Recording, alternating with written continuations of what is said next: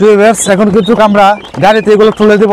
পরবর্তীতে কিন্তু এখান থেকে কিন্তু সরাসরি গাড়িতে কইরা এই যে আপনারা এখানে কেরা দেখতে পাচ্ছেন কিন্তু বাচ্চা আনা হইতেছে। পরবর্তীতে কিন্তু আমরা সবগুলো এখানে নোয়াখালীতে যাবে। এখন ভিউয়ার্স আমার পিছনে আপনারা অসংখ্য বাচ্চা দেখতে পাচ্ছেন।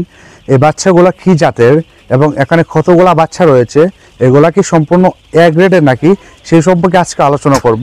পুরো ভিডিও জুড়ে আমি আছি মোহাম্মদ ফজলে রাব্বি, সঙ্গে থাকুন।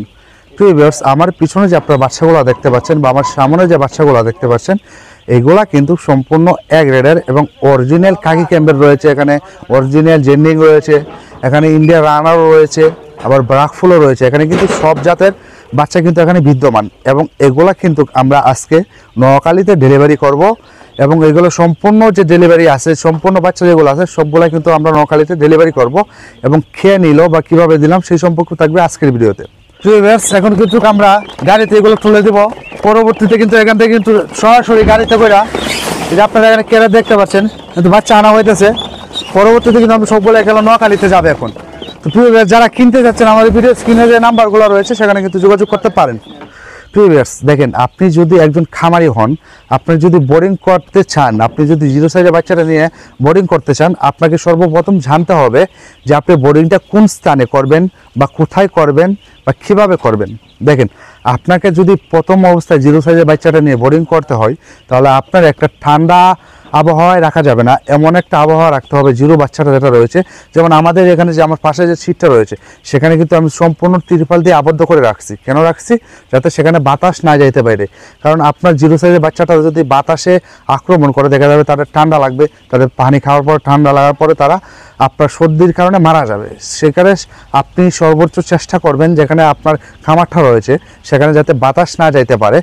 এবং দ্বিতীয় যে হলো, আপনার খামারটা একদম পরিষ্কার রাখতে হবে। যদি খামারে আপনার পরিষ্কার না থাকে তাহলে আপনার জীবাণু হবে, সেই জীবাণু থেকে আপনার বাচ্চাকে ভাইরাসে আক্রমণ করবে। এবং আপনি সবসময় সতর্ক থাকবেন যাতে আপনার বাচ্চাকে আপনার খামারের অপরিষ্কারতার কারণে যাতে আপনার বাচ্চাকে যাতে রোগে আক্রমণ না করতে পারে। আর যদি আপনি রোগে আক্রমণ না করেন, আপনি যদি এই বাচ্চাটাকে সুস্থভাবে পালন করতে পারেন এবং সুস্থভাবে বড় করতে পারেন, দেখা যাচ্ছে আপনি দিন শেষে একটা ভালো প্রফিট নিয়ে আসতে পারবেন এই হাঁসের বিজনেস থেকে। আপনারা তো সবাই জানেন যে হাঁসের বিজনেস লাভজনক। হ্যাঁ ভাই, শুধু লাভজনক না, হাঁসের বিজনেসে কিন্তু লসও আছে। লসটা কখন হয়? যখন এই বাচ্চাটা আপনি বোর্ডিং করতেছেন, বোর্ডিং করাকালীন আপনার ভুলের কারণে বাচ্চাটা মারা গেল। যেমন কোন ভুল রয়েছে, যেমন আপনি সঠিকভাবে যে পাত্র যে পানিটা দেওয়া আছে এই পানিটা সঠিকভাবে দিতে পারলেন না। এখন বলতে পারেন পানিটা আবার সঠিকভাবে দেওয়ার কী আছে? যেমন আপনি পাত্রটা যখন দিলেন, দেওয়ার পরবর্তীতে আপনি ওইখানে পাত্রটা শুধু দিয়ে দিলেন, এই পাত্রর যেখানে পানিটা রয়েছে সেখানে কিছু দিলেন না। দেখা যাচ্ছে সেখানে আপনার বাচ্চাটা পানিটা খাওয়ার পরে শরীরে ছিটাবে, আর সেই ছিটানোর কারণে কিন্তু শরীর ভিজবে, আর ভিজার কারণে কিন্তু সর্দি লেগে মারা যাবে। তো আপনার কি করতে হবে? আপনার করণীয় কি? আপনি করবেন কি, চারোদিকে একটা সুতি কাপড় দিবেন। কাপড়টা এমনভাবে দিবেন যাতে ওই কাপড়টা থেকে পানিটা শুষে খেতে পারে আপনার বাচ্চাগুলো।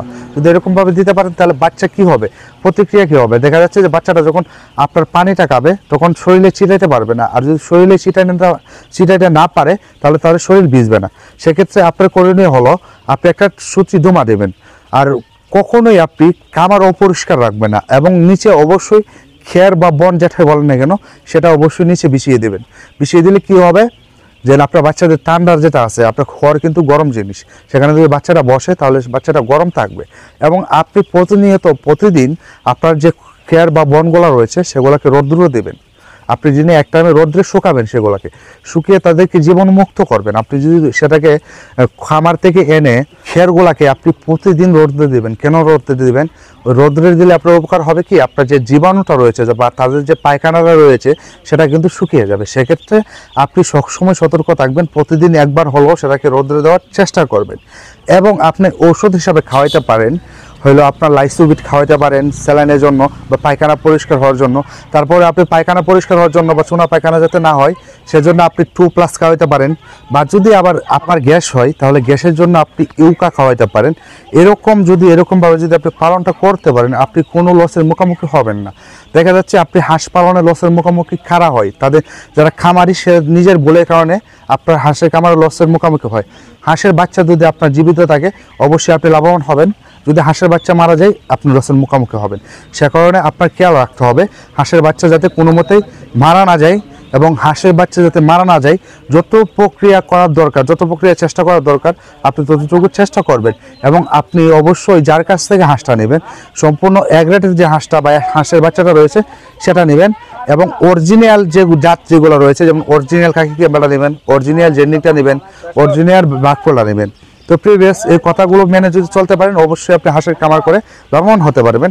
আর আপনারা তো অবগত আছেন যে আমরা কিন্তু সারা বাংলাদেশে পাইকারি দামে কিন্তু হাঁস এবং হাঁসের বাচ্চা সেল করে থাকি। যারা অর্ডার করতে চাচ্ছেন আমাদের ভিডিও স্ক্রিনে দেওয়া নাম্বারে যোগাযোগ করুন ইনশাল্লাহ। তো প্রিভিয়াস আজকে এই পর্যন্তই, দেখা হবে অন্য কোনো ভিডিওতে, অন্য কোনো পর্বে। ততক্ষণ ভালো থাকুন, সুস্থ থাকুন। আসসালামু আলাইকুম।